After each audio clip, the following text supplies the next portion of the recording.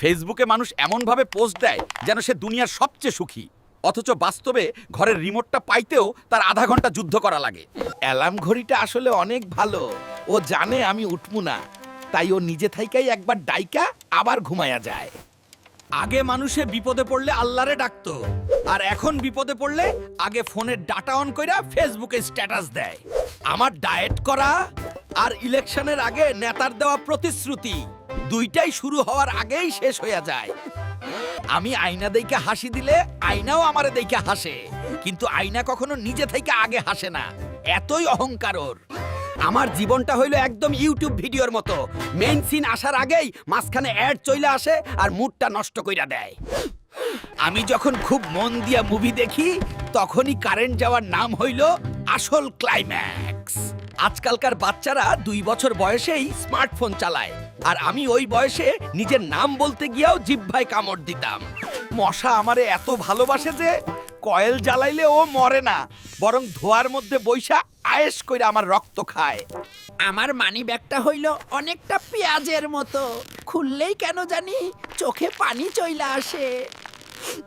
আমার মেজাজটা হইল অনেকটা পুরনো ল্যাপটপের মতো, একটু বেশি লোড দিলেই হ্যাং হইয়া যায় আর গরম হয়ে যায়। আগে মানুষ চোর ধরলে পিটাইতো, আর এখন চোর ধরলে আগে ভিডিও কইরা ইউটিউবে আপলোড দেয়। ভিউ পাওয়া তো বড় কথা, আমার জীবনের সবচেয়ে বড় থ্রিলার হইল রাতে অন্ধকার ঘরে পানি খাইতে যাওয়া আর মনে করা যে পিছন দিয়া কেউ আমারে ডাকতাছে। আমার পড়াশোনার স্টাইল হইল অনেকটা 5G ইন্টারনেটের মতো। পরীক্ষার আগের রাতে 5G স্পিডে মুখস্থ করি, আর পরীক্ষার হলে গিয়া 2G স্পিডে সব ভুইলা যাই। রান্না বান্না আসলে অনেক সহজ কাজ, যদি অন্য কেউ রাইন্ধা আপনার সামনে আইনা দেয়।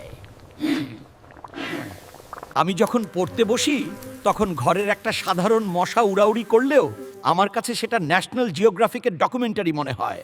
আমি যখন কাজ করতে চাই তখন আমার ঘুম পায়, আর যখন ঘুমাইতে চাই তখন আমার মাথায় দুনিয়ার সব বিজনেস আইডিয়া চলে আসে। আগে মানুষ বড় হইলে ডাক্তার ইঞ্জিনিয়ার হইতে চাইতো, আর এখনকার বাচ্চারা বড় হওয়ার আগেই ইউটিউবার হইয়া সিলভার প্লে বাটন খোঁজে।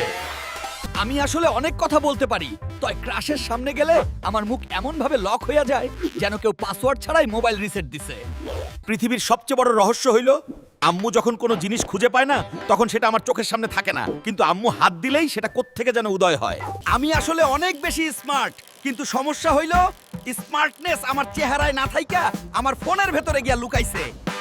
আগে মানুষ বিয়া বাড়িতে গিয়া কবজি ডুবাইয়া খাইতো, আর এখন মানুষ বিয়া বাড়িতে গিয়া আগে ব্যাকগ্রাউন্ড চেক করে কই ভালো একটা সেলফি তোলা যায়। আমার পকেটটা হইল অনেকটা টাইটানিক জাহাজের মতো, বড় বড় স্বপ্ন নিয়ে যাত্রা শুরু করে কিন্তু মাস শেষ হওয়ার আগেই তলিয়ে যায়।